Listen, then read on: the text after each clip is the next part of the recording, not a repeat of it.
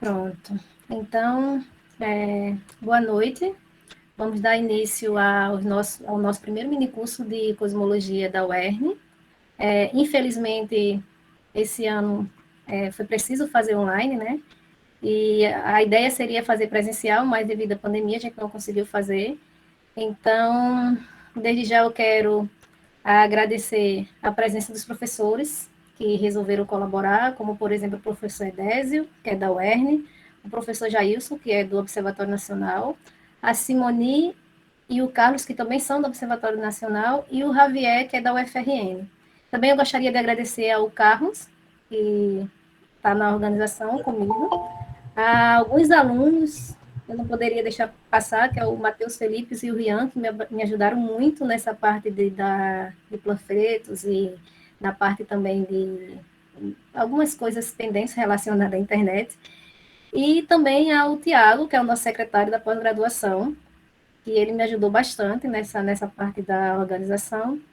É, Também, para finalizar, eu gostaria de agradecer ao professor José Ronaldo, que é o chefe da pós-graduação, e ao professor Vamberto, que é o chefe da graduação. Então, professores, se vocês quiserem falar alguma coisa, o Zé Ronaldo e o professor Vamberto, sinta-se à vontade. Eu acho que a gente pode seguir uma sequência aí qualquer. O Zé Ronaldo pode começar, tá bom, Zé? E aí, Tudo bem. depois eu vou falar algumas dicas sobre o minicurso, algumas coisas que a gente precisa ter ciência durante esses minicursos, tá bom? Então, sejam todos bem-vindos. É um prazer enorme estar realizando esse evento com vocês e espero que vocês tirem muitos frutos durante essa semana. Ok. Boa noite a todos, todas. Vou aproveitar esse momento só para agradecer aos nossos colegas, Aldinês, Carlos, André, aí pela realização do evento, né, bem como as pessoas que a Aldinês citou, né, que estão nos bastidores e que fizeram o trabalho para que o evento ficasse bacana, como está sendo, o número de participantes está atingindo a 100, né, e muito bom isso daí. E só finalizar, além de agradecer, também desejar a todos um bom curso, que aproveitem bastante, né? Vocês estão com um pessoal muito bom aí, é um momento para aproveitar, para participar e para aprender muito. Então, boa sorte a todos, desejo um sucesso, né? Bastante sucesso aí nessa primeira escola, e mais uma vez, muito obrigado aí pela força de vocês aí, no sentido de promover a nossa pós-graduação em nossa universidade. Parabéns. Obrigada, Zé. Vamber? Obrigado. Boa noite a todos e a todas, né? Quase repetindo o que Zé falou, né? Quero parabenizar a iniciativa do minicurso, ao Dinês e ao Carlos, né? Excelente iniciativa, né?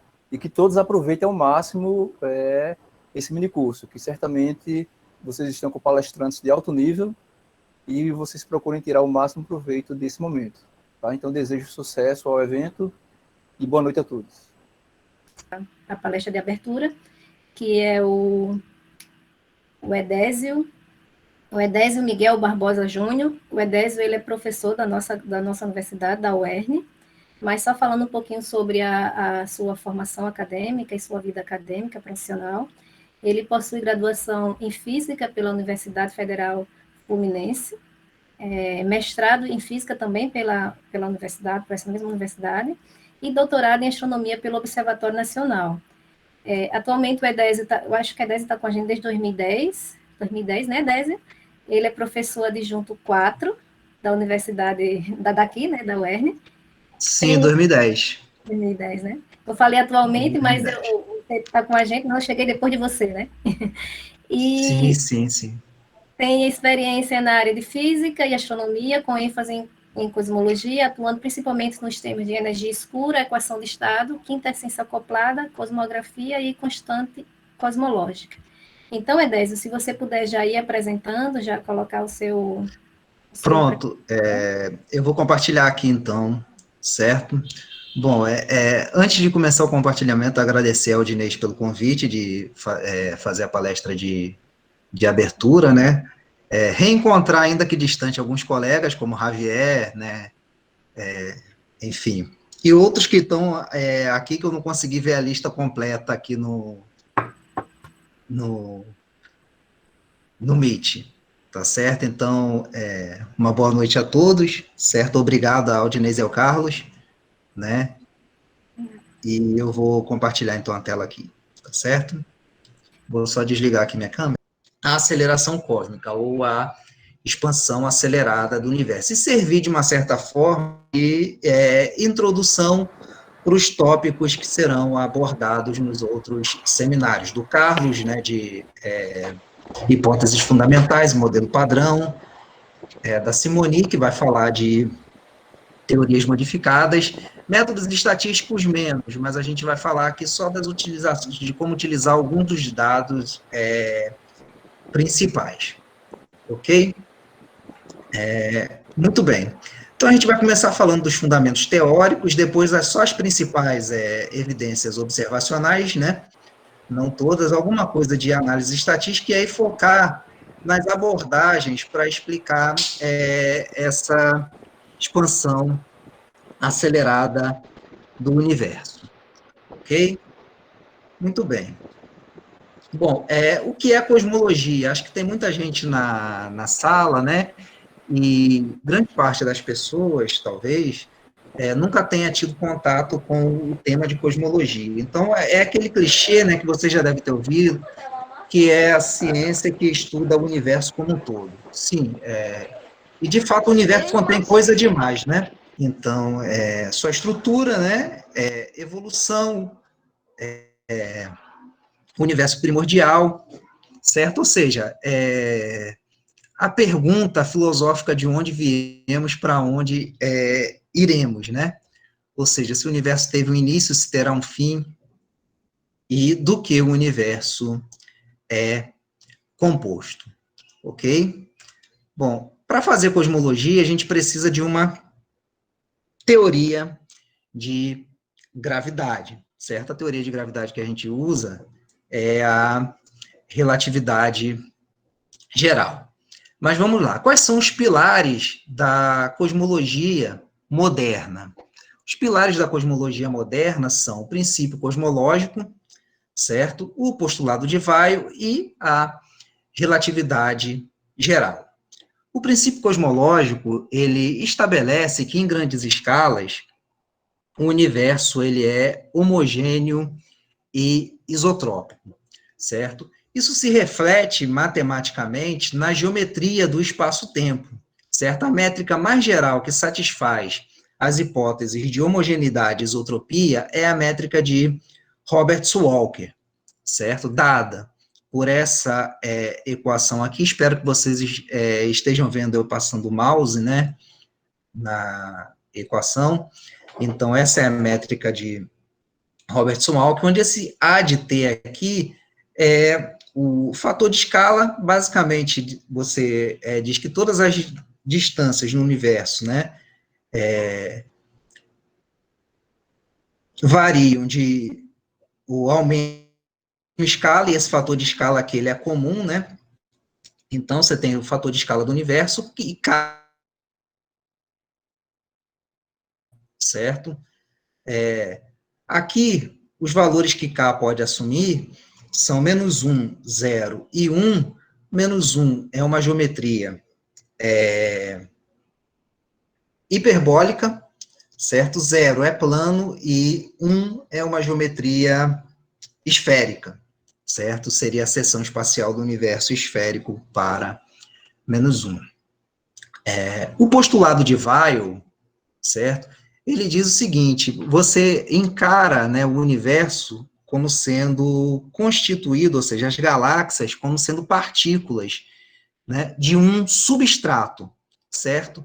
Que seria um fluido que permeia o universo. Partículas desse substrato, elas seguem geodésicas do tipo tempo, que não se interceptam, exceto num tempo infinitamente distante no passado ou infinitamente distante no futuro, certo? Sem entrar em detalhes, mas isso implica que o espaço-tempo ele segue uma foliação, certo? Ele pode ser foliado em hipersuperfícies de T constante. Então, isso dá um caráter de predibilidade, certo? Ou seja, se você conhecer numa dada hipersuperfície todos os campos, né, naquela dada superfície você tem como condição inicial, se você conhecer todos esses campos numa dada hipersuperfície, você pode prever, então, a evolução do universo a partir dali e o passado, certo? Então, admite-se que todo espaço-tempo fisicamente aceitável, ele é folheável, certo? Ou seja, as geodésicas, as partículas do substrato, elas seguem, portanto, essas geodésicas que não se interceptam, certo? Bom, então, como que é o conteúdo do universo? Ele certo? G é o tensor métrico e o μ é a quadrivelocidade, certo? De uma partícula do substrato. Rho sendo a densidade do fluido, certo? Bom, os cosmólogos e os físicos em geral, né, a gente sempre parte das hipóteses mais simples, né? A gente só complica se o mais simples não funciona. Então, esse modelo de fluido perfeito, ele é relativamente simples, na verdade, ele é o mais simples, né? Certo? E para nossa satisfação, né, ele consegue descrever o universo observável, ou seja, consegue fazer previsões, né? Razoavelmente, ou melhor, está de acordo com as observações razoavelmente bem. É lógico, você pode complicar o tanto quanto se queira à medida que um determinado modelo mais simples do qual você parte, né, ele vai apresentando falhas. Então, você vai introduzindo sofisticações ao modelo, certo? Então, aqui a gente está falando do modelo mais simples possível, do ponto de partida, certo? E, obviamente, como eu já havia dito, né, para você fazer cosmologia, você precisa de uma teoria de gravitação, né? E aí, de uma certa forma, né, eu gosto de dizer que o cosmólogo, ele é, de uma certa forma, um maestro, né? Ou seja, porque tudo se encontra na cosmologia, né? A mecânica estatística, a termodinâmica, a física nuclear e de partículas. Mas a cosmologia, olhando por esse ponto de vista, que você precisa de uma teoria de gravitação, então a cosmologia, ela é uma área de aplicação. E aqui, no caso, se a gente está adotando, por exemplo, a relatividade geral como teoria de gravitação, né, então a cosmologia é uma área de aplicação da relatividade geral ou de uma teoria de gravitação, certo? Bom, e quando a gente junta, então, esses três elementos, o princípio cosmológico, o postulado de Weyl e a relatividade geral, certo? Ou seja, substituindo essa métrica aqui, esse camarada aqui, Gemini, é o chamado tensor de Einstein, certo? Tudo é muito mais complicado do que parece aqui nessa equação simples, né? R-mini é o tensor de curvatura e R o escalar de Hit, certo? Isso aqui é um conjunto de equações diferenciais de segunda ordem, não lineares, acopladas entre si, certo? Mas aí, com essas hipóteses simplificadoras, né, do princípio cosmológico e do postulado de Weyl, as equações de movimento, essa equação aqui da relatividade geral, ela é a equação de campo, a equação de movimento, certo? Ela que vai ditar a dinâmica do universo. Então, combinando isso tudo, a gente chega a essas duas equações aqui. A primeira equação é chamada equação de Friedmann, certo? H é o parâmetro de Hubble, né, definido como quadrado da derivada primeira do fator de escala sobre o fator de escala, certo? E a segunda equação, que é uma equação de aceleração. Note que aqui a gente tem três incógnitas, certo? A gente tem a densidade, o fator de escala e a pressão, certo? Muito bem. O tensor de Einstein, né, ele satisfaz as identidades, ou a identidade de Bianchi, né? Se você pensar como um conjunto de equações, né, certo? Aqui seriam mais 4 equações, né? Ele satisfaz, se tem uma contração, ele satisfaz a identidade de Bianchi. Isso implica, então, que o tensor de energia-momento, que é esse camarada que aparece aqui, no lado direito da equação de Einstein, ele é conservado, ou seja, a quadridivergência dele é nula, certo? Essa é a conservação do tensor de energia-momento. É lógico que você pode também fazer ou seja, chegar nesse resultado aqui partindo do princípio de covariância geral, certo? Mas, muito bem, a conservação do tensor de energia-momento implica na equação de conservação, certo? Que envolve a derivada no tempo da derivada, a pressão e o fator de escala ou o parâmetro de Hubble, certo? Então, a princípio, a gente tem 3 equações, ou seja, a gente tem essa equação de conservação aqui, ok? Mais as equações de Friedman e a equação de aceleração, e 3 incógnitas. Acontece que essas equações, elas não são dependentes entre si, certo? 2 delas podem ser combinadas para dar a terceira. Então, a gente precisa ainda de uma hipótese, certo? Que relacione a pressão com a densidade. Essa hipótese é o que a gente chama de equação de estado. E a forma mais simples é você supor que a pressão ela é proporcional à densidade. Bom, então, a forma mais simples é você supor que a pressão ela é proporcional à densidade de energia, certo? E aí você pode resolver essa equação aqui, né, a equação de conservação, né? Vamos deixar aqui para o caso mais geral, em que esse termo de proporcionalidade aqui, ele pode depender do tempo ou do fator de escala, certo? O fator de escala é uma função do tempo, certo? Muito bem. Então, resolvendo essa equação de conservação, a gente tem essa forma aqui para a densidade, que, para resolvê-la, então, a gente precisa fazer algumas suposições acerca do parâmetro da equação de estado. Bom, matéria, ou seja, o caso mais simples é aquele em que o parâmetro da equação de estado ele é uma constante, certo? Então, matéria não relativística, né, o que a gente chama de poeira ou matéria ordinária, certo? A pressão, ela é nula, ok? Então, o parâmetro de equação de estado, ele é zero, de forma que quando você for resolver essa equação aqui, você vai ter que a densidade, aqui esse índice M indica que é a densidade de matéria, ou seja, a densidade de matéria, ela é uma matéria relativística. O parâmetro da equação de estado seria 1/3 né, a pressão é 1/3 da densidade de energia, e aí a densidade de radiação, ela cai com o fator de escala a quarta, certo? Você tem também o que é chamado de vácuo quântico, certo? Que seria quando o parâmetro de equação de estado, ele é -1, certo? E aí, você tem um caso que é a constante cosmológica, a gente vai falar da constante cosmológica mais à frente, ela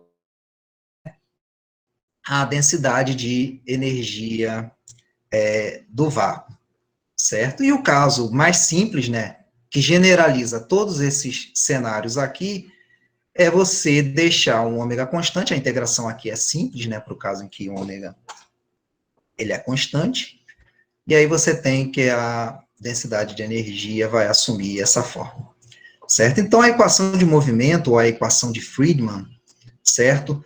Ela pode ser escrita nessa forma aqui do H2, certo? H0 seria o parâmetro de Hubble, né? Ou o parâmetro de Hubble na presente época, a constante de Hubble. O índice zero aqui, né?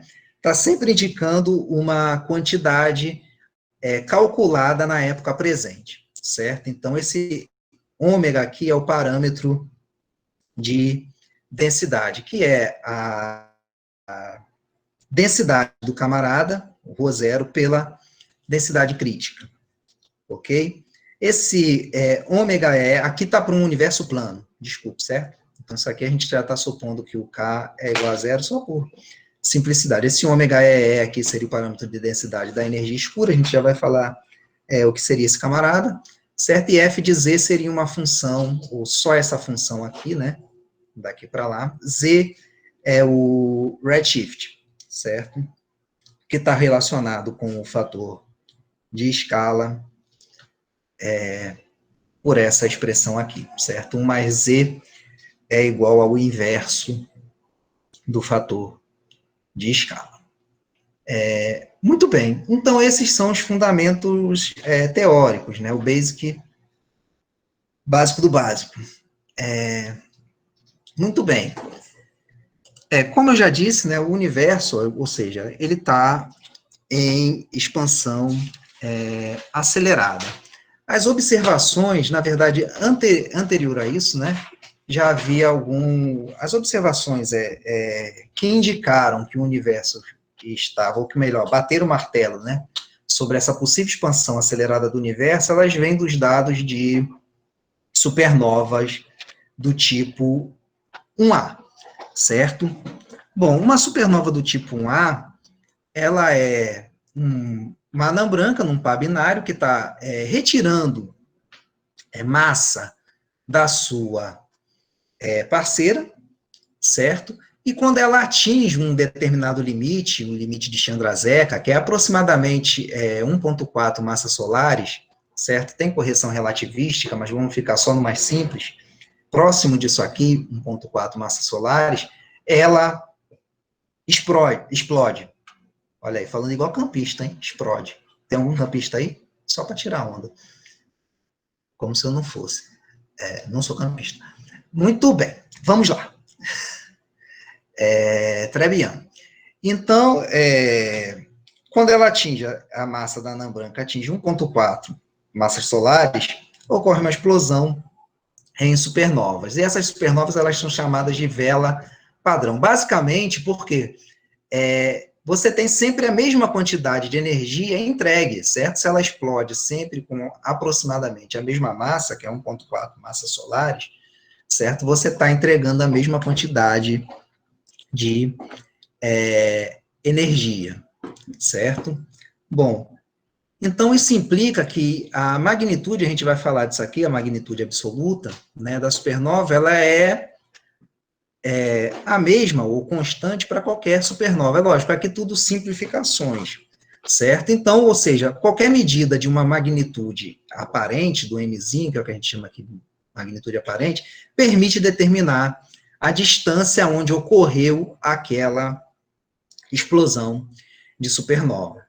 A magnitude aparente, ela é definida dessa forma aqui, certo? Esse fx é um fluxo de referência. A magnitude absoluta é a magnitude aparente que esse objeto teria se estivesse a uma distância de 10 parsecs, né, do observador, de nós, né, então somos o observador. Lx é a luminosidade, né, de um objeto que tem esse fluxo aqui, de 2,58 vezes 10 a menos 8 watts por metro quadrado, certo? E é de cerca de 78,7 a luminosidade do Sol. Então, a distância luminosidade, que é definida como a raiz quadrada, né, proporcional à raiz quadrada da razão entre a luminosidade e o fluxo, medindo-se a magnitude, então, aparente desse objeto, a gente tem, ou seja, basta conhecer a magnitude de 1 absoluta, né, de 1 para você determinar de todos eles, certo? Então, uma certa calibração, e se você já conhece previamente essa distância a partir de outras observações, né, então você tem como determinar a magnitude aparente, e todas as supernovas teriam a mesma magnitude aparente, certo? Então você consegue determinar a distância. Esse camarada aqui é o que a gente chama de módulo de distância, a diferença entre a magnitude aparente e a absoluta, e aqui está um gráfico né, do módulo de distância, certo? Esse amarelo aqui ficou claro, é muito claro, essa figura ela é um pouco antiga, certo? Mas os dados não mudaram, ou seja, eles aumentaram, né? De lá para cá a gente tem mais dados, acho que nessa época aqui haviam coisa de 400 e poucas medidas de supernova, né? E de lá para cá, obviamente, aumentou muito essas medidas, mas a forma aqui, a estrutura, não mudou muito, ok? As linhas aqui tracejadas, sólida e pontilhada, indicam determinadas modelos de universo com determinadas composições. O primeiro é, lógico, um universo irrealístico, né, com matéria zero, então não existe tal universo, né? Nós somos uma prova disso, já que a gente é de matéria. Então, o ômega m zero, mas é só um caso para exemplificar, um universo contendo só constante cosmológica. E a linha pontilhada aqui embaixo é um universo que contém só matéria, sem constante cosmológica, tá certo? Então, você vê que nenhum dos dois cenários ajusta as observações. O modelo que melhor ajusta as observações é o modelo com aproximadamente 30% de matéria e 70% de constante cosmológica. Ok?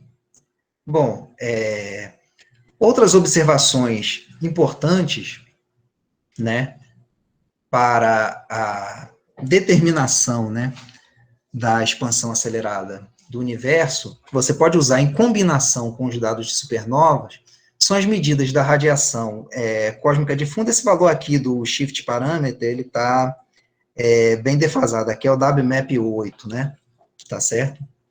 Então, está muito defasado esse shift parâmetro.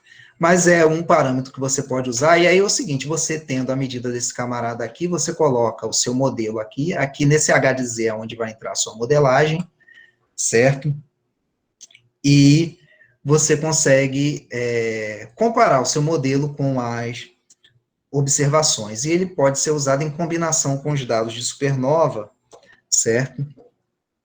Para diminuir a degenerescência entre os dados, ok? E a outra observação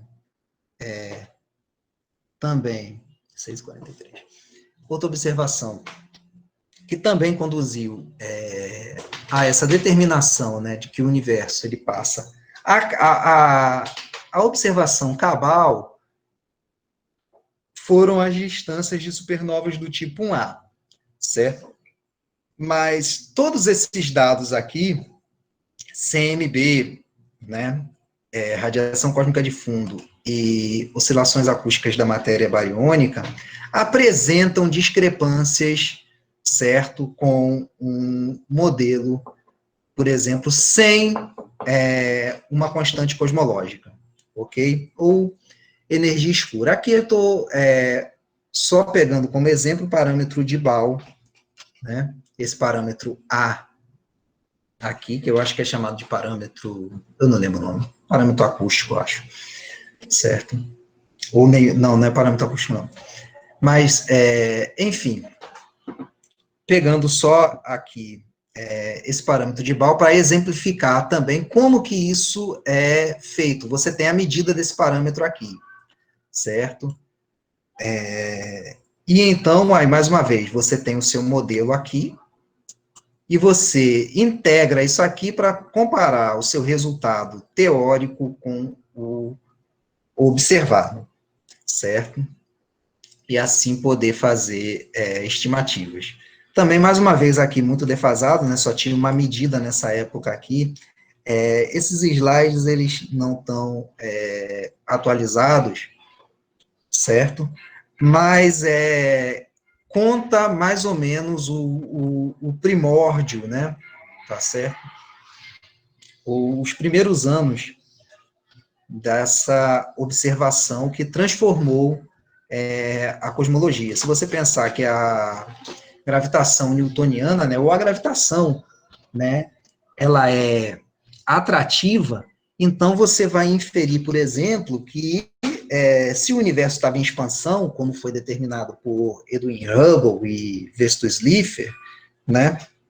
Se o universo está em expansão, ele está em expansão, mas está desacelerando. Então, era completamente contraintuitivo, né? Porque, ou seja, a gravitação, ela é atrativa, e sendo atrativa, essa expansão, ela deveria estar desacelerando. E aí, o que você obtém é que, na verdade, a expansão, ela é acelerada, certo? E todos esses dados combinados, eles corroboravam para esse resultado, certo? Muito bem. Ok. Então, aqui, bom, o Carlos vai falar lá da cosmologia fundamental, certo?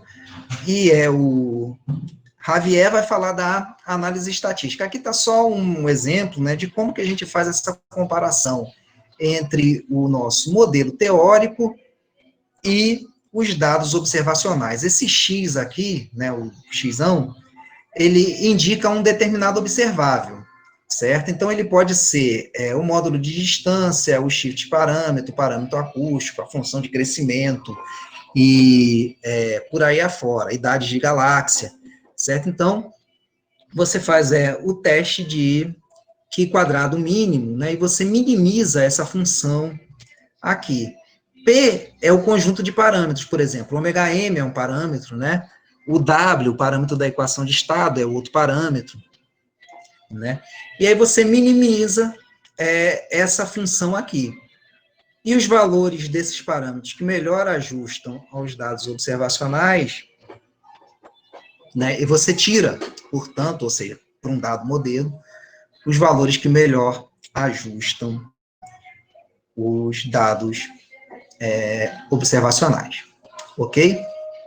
Bom, obviamente você tem muitos parâmetros, e alguns desses parâmetros você pode não estar interessado, simplesmente, né? Então, uma forma de você eliminar da sua análise esses parâmetros aos quais você não interessa, por exemplo, o H0 agora voltou não, né?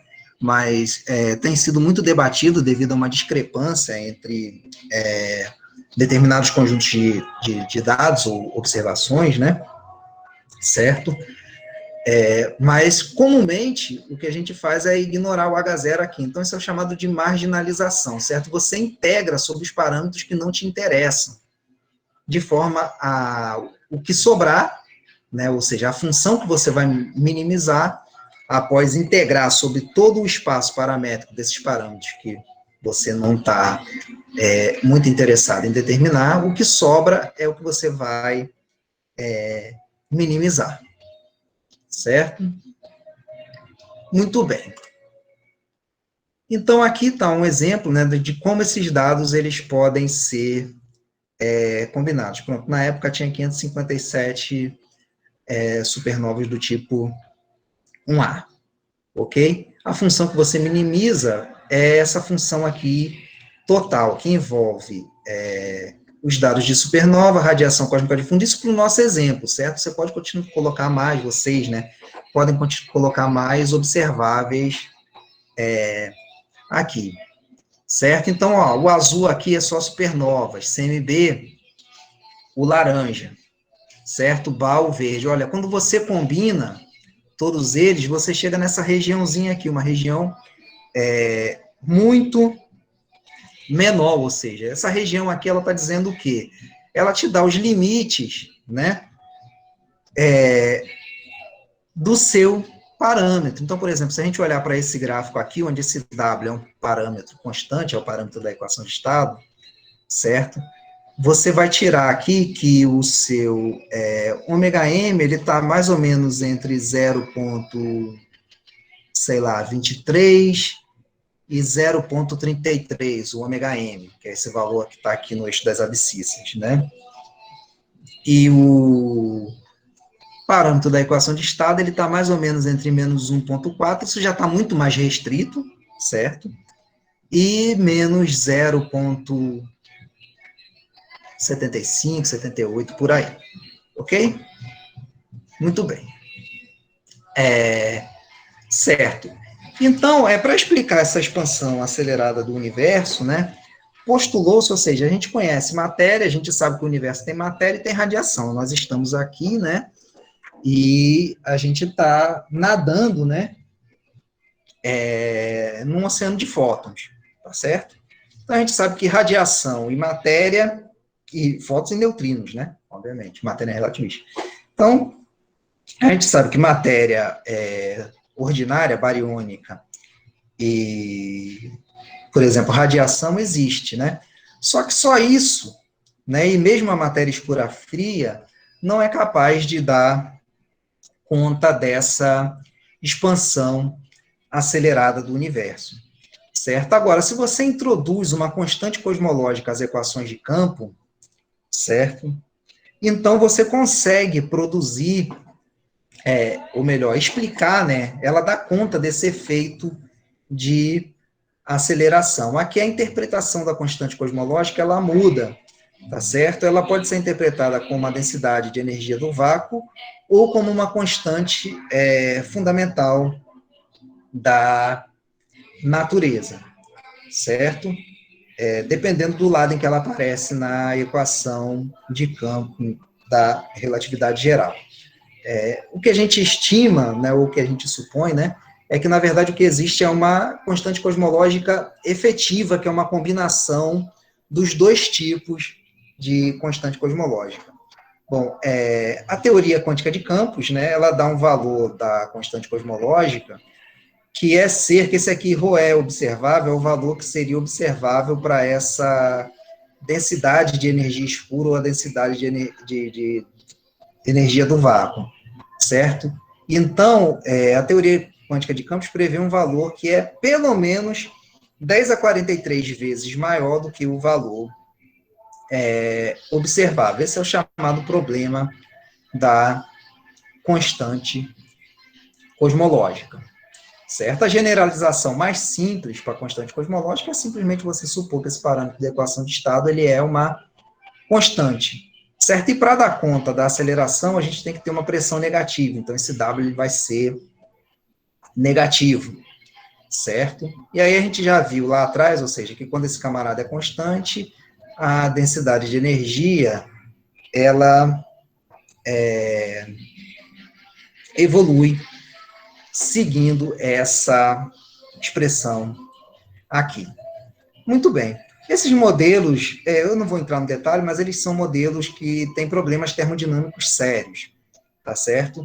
Então, a generalização mais simples é a que faz uma ponte entre a teoria de campos e a cosmologia, certo? É o chamado modelo Phi-CDM, é que você supõe, então, a existência de um campo escalar canônico, e esse campo escalar é o que seria responsável pela expansão acelerada. Você pode fazer a analogia que está a densidade lagrangiana de um campo escalar, tá certo? O tensor energia-momento de um campo escalar e a homogeneidade isotropia, né, quando você supor que esse camarada, ou seja, você usar a hipótese de homogeneidade isotropia, você consegue simplificar esse tensor de energia-momento aqui. Eu não escrevi ele da forma simplificada, mas essas equações aqui para densidade, ou seja, você consegue atribuir uma densidade de energia e uma pressão mecânica para o campo escalar. E, como o parâmetro da equação de estado ele é definido entre a razão, entre a pressão e a densidade, certo?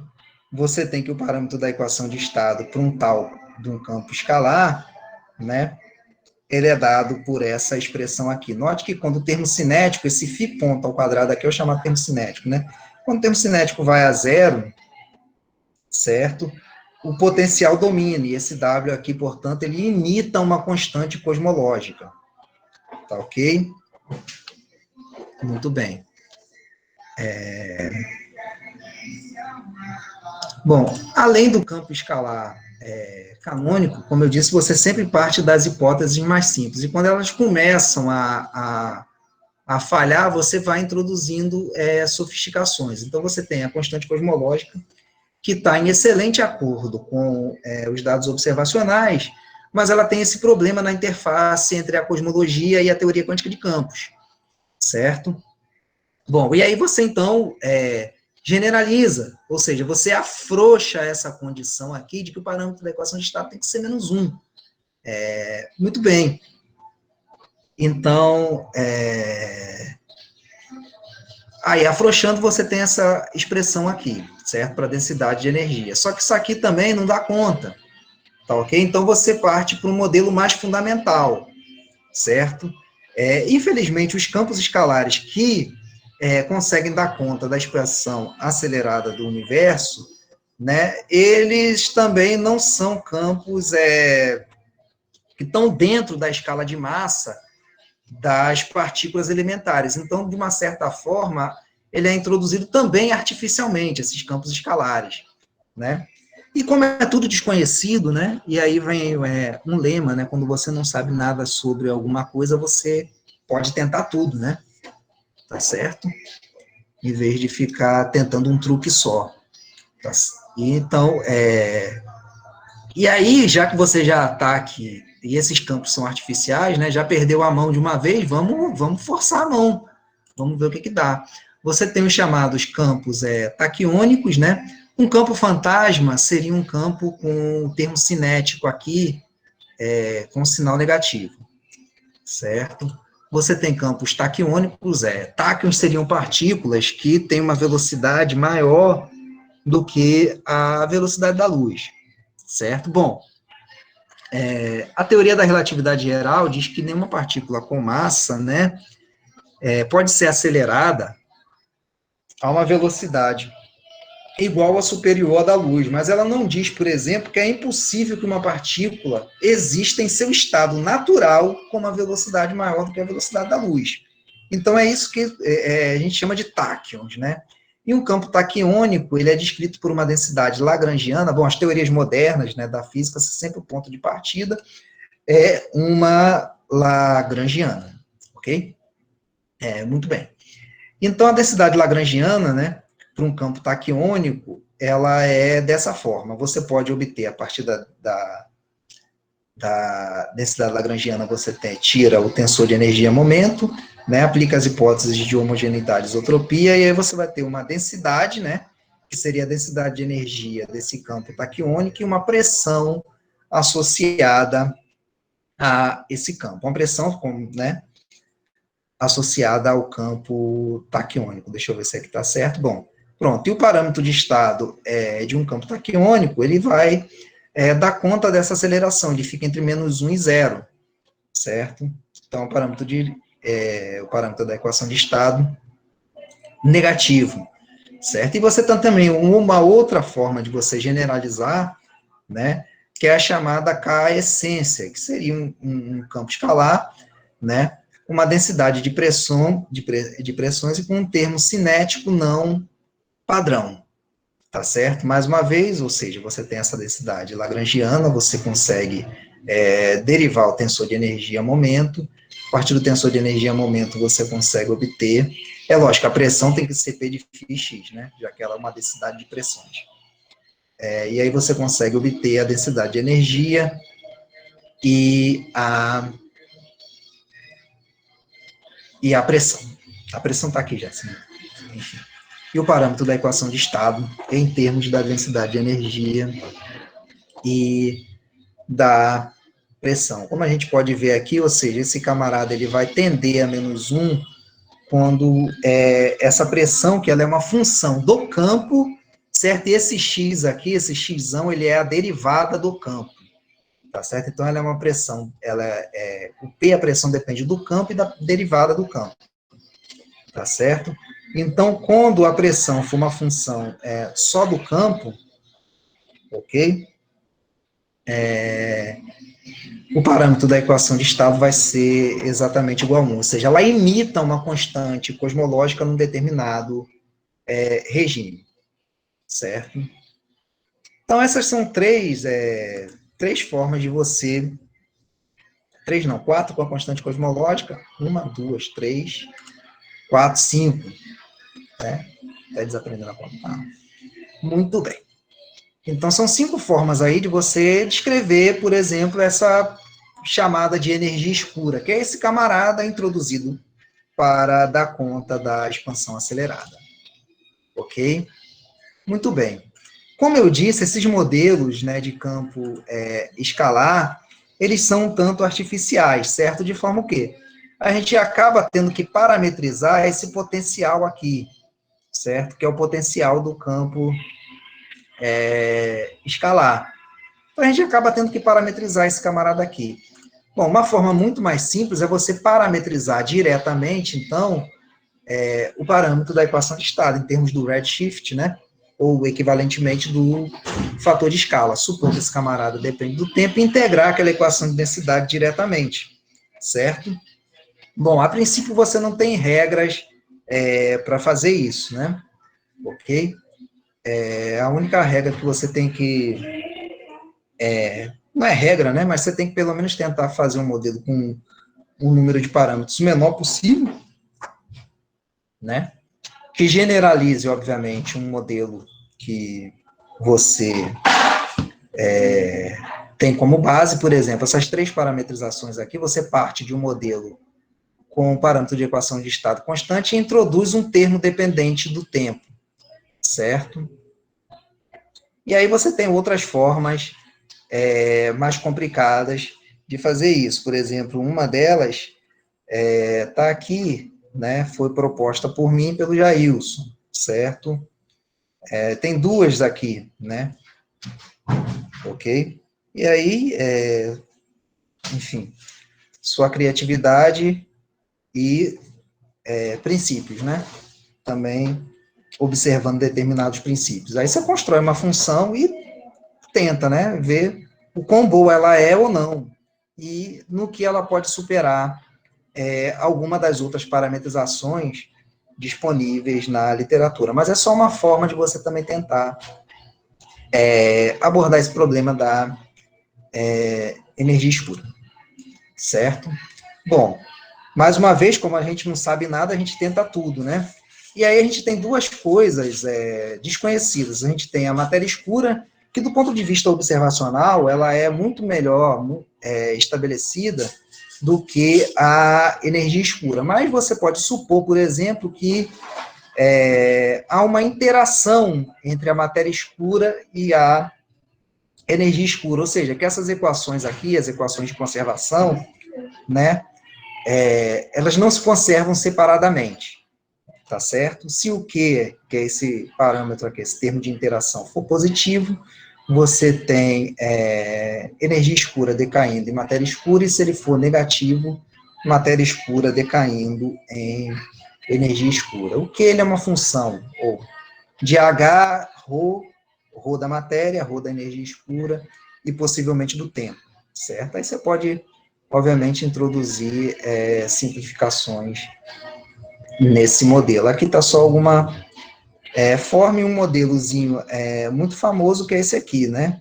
Em que o Q, ou seja, esse fator de interação, esse termo de interação, ele é proporcional ao parâmetro de Hubble e à densidade de matéria escura, certo? Isso leva à lei de Wang-Mang, que vai te dar uma evolução para a matéria escura, certo? Que difere levemente, apenas por esse fator aqui, que é o QDM, da lei de evolução, não se pode chamar de lei, né? Aqui está lei de Wang-Mang, mas não é lei. Muito bem, é uma, enfim, parametrização. E aí você pode, ou seja, difere levemente apenas pela soma desse fator QDM aqui. E é um dos modelos fisicamente melhor justificados. Por quê? Porque se houver uma interação, certo, nesse setor, de alguma forma, a densidade de matéria ela vai sofrer alguma modificação, tá certo? Então, uma forma de você supor isso é que esse expoente aqui, né, adicionar um termo a esse expoente, diferente de zero, né, e esse termo daria conta dessa modificação devido a uma possível interação entre os componentes escuros do universo. Ok? Aí você tem quarta essência, né, que é o Garde-Chaplin, é o modelo mais famoso. Esse modelo aqui foi um modelo que eu comecei a estudar, inclusive com Jailson, né, tá certo? É um trabalho em aberto, deve estar em algum computador pendrive perdido, ok? Que também é um modelo de quarta essência aqui, você tem, num determinado regime, ele segue a lei de evolução de matéria, com algumas características, né? Quando essa primeira, aqui esse linha indica a primeira derivada em relação a z do parâmetro da equação de estado calculado na presente época, né? Então, quando ele é, por exemplo, 3 vezes o valor desse parâmetro, você tem que, esse camarada, ele vai ter uma cara, ou seja, só um cara, aqui você tem um componente só, essa quarta essência é isso, né? Você tem um camarada só que ele se comporta tanto como energia escura, como matéria escura. Então, esse camarada aqui, ele reproduz um modelo lambda CDM, por exemplo. Aqui você tem, ó, o termo de matéria e aqui você tem um termo constante, certo? O termo da constante cosmológica. E reproduz também o modelo WCDM, certo? Nesse caso particular aqui. Ok? Muito bem. Bom, mas se o que for responsável por essa expansão acelerada do universo não for uma energia escura, certo? A gente sabe que a relatividade geral, ela dá conta de fenômenos muito bem na escala do sistema solar. Mas veja bem, a mecânica newtoniana, que funciona muito bem, né, nos nossos eventos corriqueiros, ela falha quando a velocidade de um objeto é próxima à velocidade da luz, ou a velocidade é muito alta, né? Ou para campos gravitacionais muito intensos. E aí, ou seja, você precisa de uma generalização. E ela falha também no domínio subatômico, a mecânica newtoniana, certo? Ela é, na verdade, um caso particular da relatividade geral para o limite de campos fracos e baixas velocidades. Então, a própria relatividade geral, ela pode falhar em determinadas escalas, certo? Ou seja, pode ser que a gente precise, da mesma forma que a mecânica newtoniana não dá conta, a gravitação newtoniana não dá conta de explicar fenômenos que envolvam altas velocidades e campos gravitacionais muito intensos, né? A relatividade geral, ela pode falhar em determinadas escalas, certo? Então, uma forma simples de você tentar investigar isso é supor que a densidade lagrangiana, né, de Einstein-Hilbert, ela é modificada, ou seja, ela assume uma forma mais geral. Esse R aqui é o escalar de curvatura, certo? E aí tem duas formas de você estudar isso, uma chamada formalismo métrico, outra formalismo de Palatini, certo? No formalismo de Palatini você trata a métrica e a conexão como variáveis independentes, e no formalismo métrico a conexão é a conexão métrica, tá certo? Então, uma forma de você, acho que quem vai falar é a Simone, né? A Simone vai falar de teorias alternativas, possivelmente ela vai falar de modelos FDR de gravidade, mas de outros modelos também, tá certo? Não é a única forma, né, de modificação. Aqui eu estou pegando só uma coisa muito estándar para dar uma visão geral do problema não solucionado, certo? E, obviamente, que a gente precisa manter sempre a cabeça aberta, né? Porque pode ser qualquer coisa, as observações que nós temos atualmente, elas não são suficientes para a gente cravar o que está por trás da expansão acelerada, ok? Bom, e aí uma forma de você tratar, né, ou pelo menos de você estudar a aceleração cósmica, é através da cosmografia, certo? Que a cosmografia, você usa apenas a cinemática, você não faz hipótese alguma acerca nem da fonte da gravitação, certo? O termo de fonte é o tensor de energia-momento, então você não faz suposições acerca da fonte e nem suposições acerca da teoria de gravidade subjacente. Você trabalha apenas com a métrica e usa apenas o princípio cosmológico, tá certo? Bom, fazendo essa expansão aqui, o que a gente fez aqui é o seguinte, a gente sempre a gente fez um shift, né, da derivada, em vez de calcular esse camarada aqui, ou seja, fazer essa expansão cosmográfica na presente época, a gente deixou a época em que a expansão é feita livre. Esses parâmetros aqui, o primeiro parâmetro, que é o parâmetro de desaceleração, o tio em cima indica que ele está sendo calculado no ativo, certo? J é o jerk, S é o snap. Então, quem é o conjunto de parâmetros aqui agora? Ora, o conjunto de parâmetros é H-tio, Q-tio, J-tio e S-tio. Esse H-tio aqui é o quê? O parâmetro de Hubble calculado nesse valor do fator de escala aqui. Tá certo? Ou seja, o tio indica a quantidade calculada naquele valor do fator de escala. Aí você pode fazer uma expansão análoga ao parâmetro de Hubble, porque a gente quer... Aqui, ó, outra observação que a gente usou foram medidas do parâmetro de Hubble. Aqui a gente usou 31 dados medida do parâmetro de Hubble de Moresco, certo? Tinha um roteiro aqui, acho que cortou, simplesmente cortou no slide o roteiro de interação, mas é só exibindo, então, alguns dos resultados para vocês. Se eu não me engano, o azul aqui são os vínculos, essa caixinha azul indica o vínculo obtido a partir dos dados usando a função de Hubble, ou parâmetro de Hubble. E o laranja são os vínculos obtidos usando supernovas, ou seria o contrário. Bem, deixa eu ver aqui. Sim, cara pálida. Vamos lá. Tá, aqui é a Hubble. O azul é Hubble e o laranja é com dados de supernovas. Tá certo? A ideia era combinar os dois dados, mas o que a gente notou é que tem uma discrepância, né, que há uma certa tensão entre, pelo menos as medidas de supernova que a gente usou e as medidas de H que a gente tinha disponível na época. Existia uma tensão desses dados que só era revelada em altos redshifts. Você não pode observar essa tensão aqui, nem no parâmetro H, nem no parâmetro Q, por exemplo.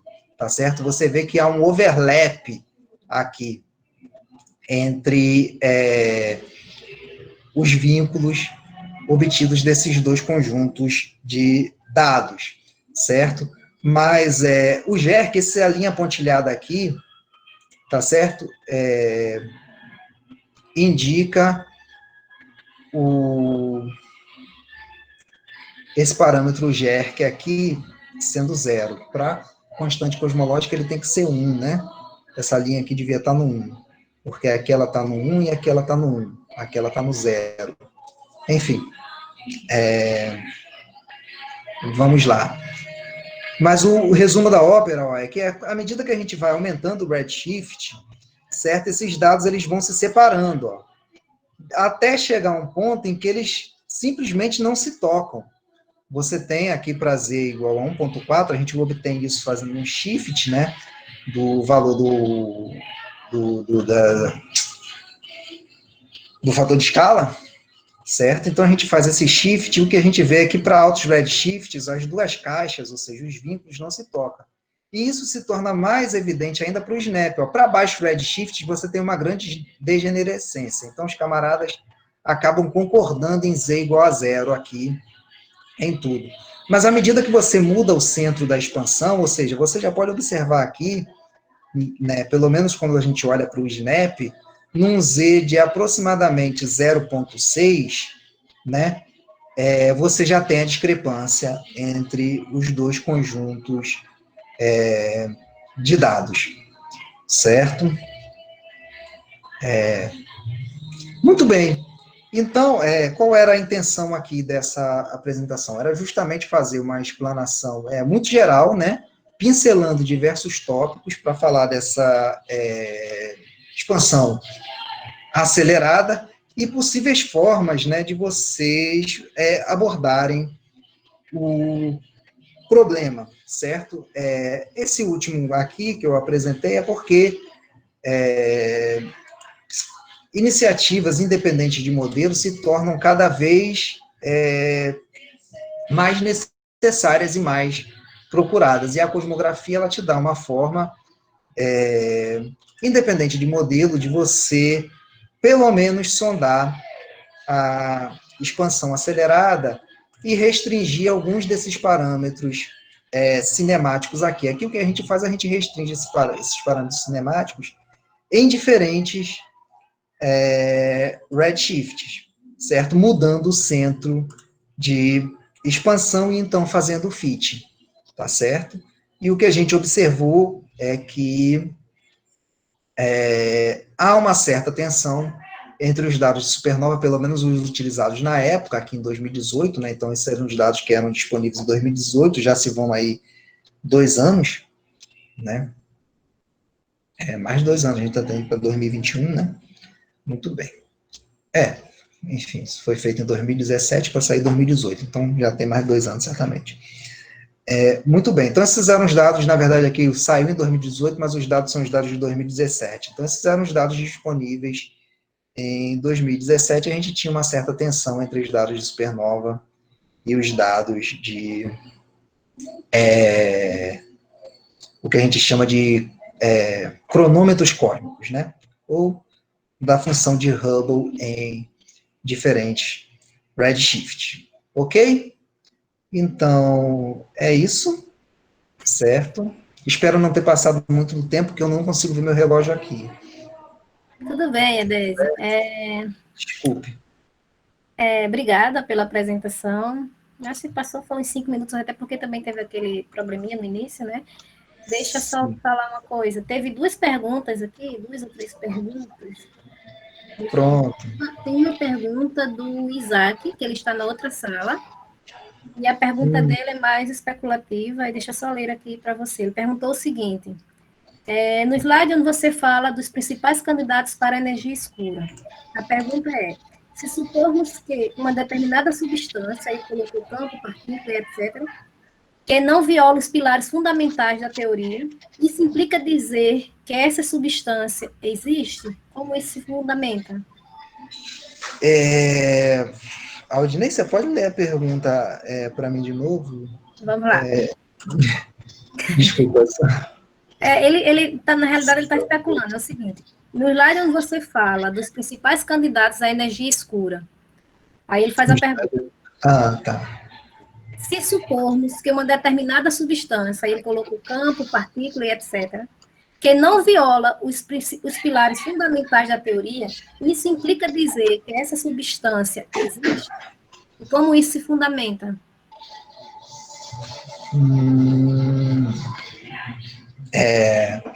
Não significa dizer, Isaac, que essa coisa, ou seja, você pode postular algo que não viole necessariamente os pilares fundamentais da teoria, ou seja, não viola nada, certo? Mas não implica necessariamente que aquele algo exista. Você tem que ter sempre uma hipótese testável, certo? Porque hipótese que não é testável não é ciência. Então, você pode formular, você pode pegar um bicho que não viola nenhuma das hipóteses fundamentais de uma dada teoria, né?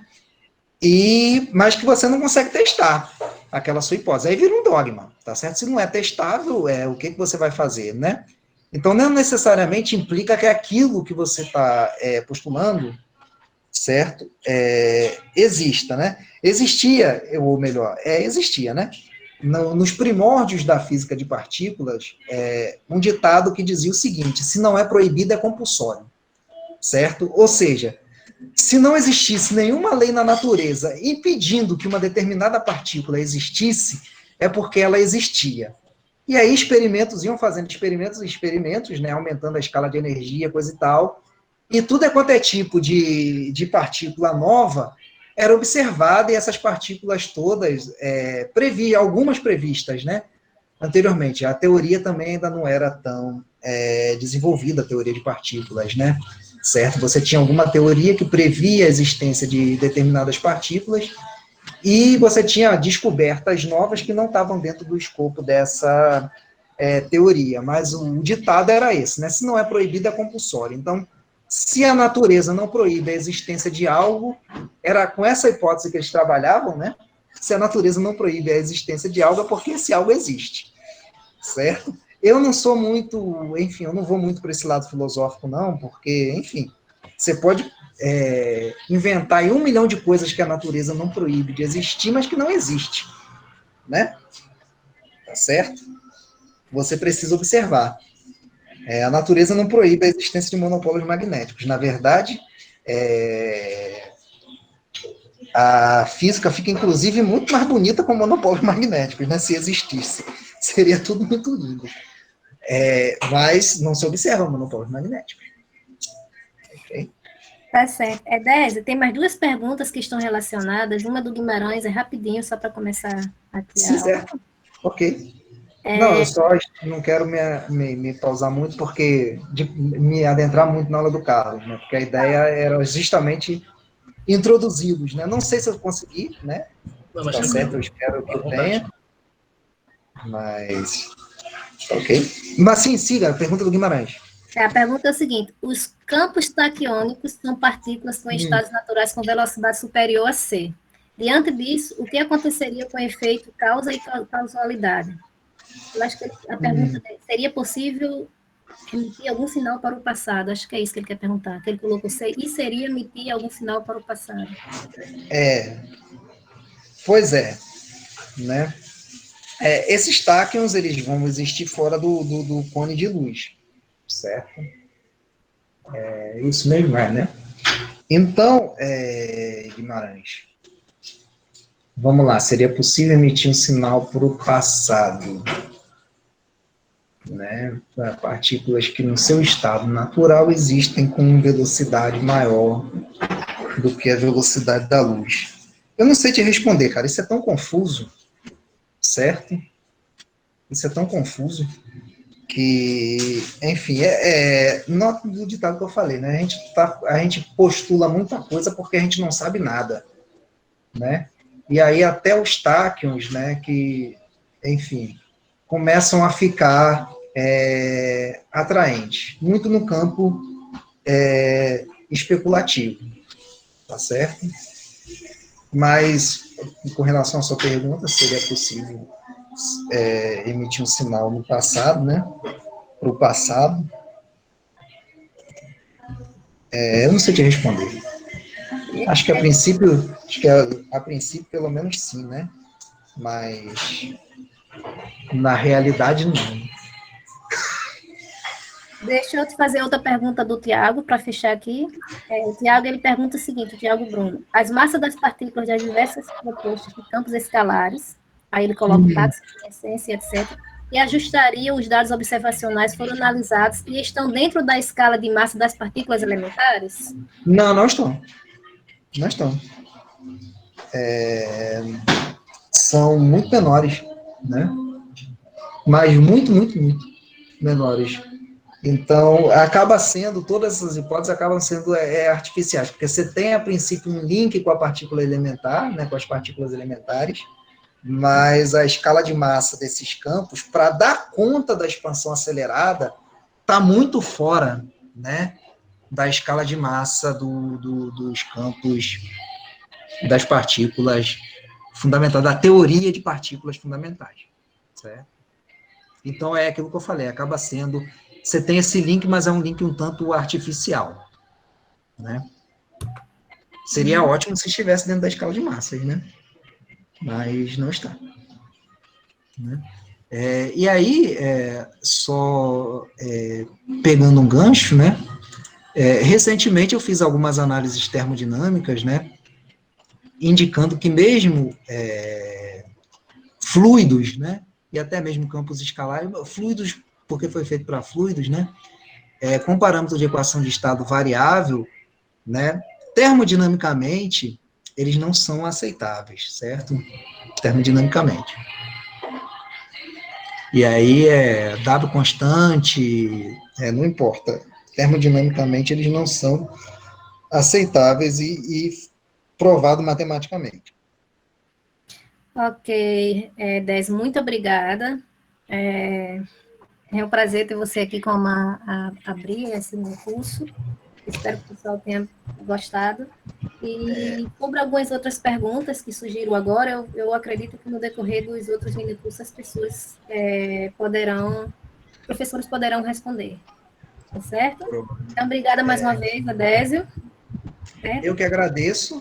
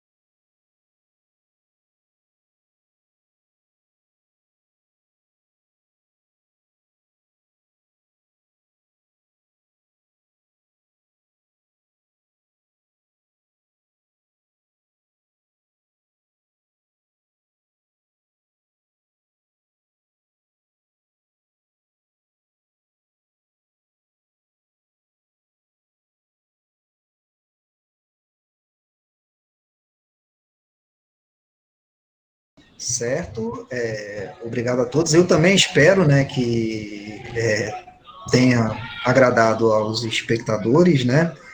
Peço desculpa ao Carlos por ter invadido parte do tempo dele e continuar invadindo falando, né? Tem gente que não sabe como se calar, né, Carlos? Não, Mas não, eu já vou me tranquilo. calar, tá certo? Não, tranquilo. É mais importante talvez se delongue do que falar de menos. Então, É tá um ótimo, prazer, agradeço. certo? É um Igualmente. prazer para mim participar, né? É uma honra abrir o minicurso, né?